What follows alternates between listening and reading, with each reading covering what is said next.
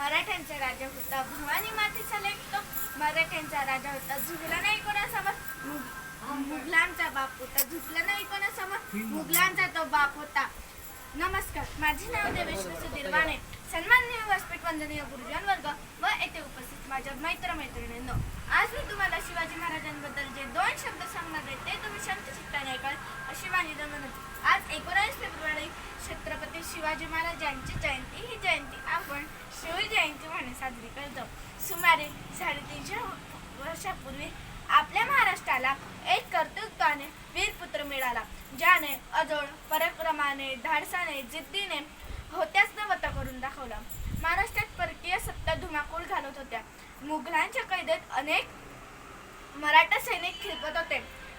शेतकऱ्यांना कोणी कैवारी नव्हता. अशा परिस्थितीत महाराष्ट्राला हवा होता एक जगमगता अंगात. अखेर ती वेळ आली. तो सोन्याचा दिवस उघडला. 19 फेब्रुवारी 1630 रोजी थोर माता जिजाऊंच्या पोटी सिंह जन्मला. जय भवानी, जय शिवाजी. धन्यवाद.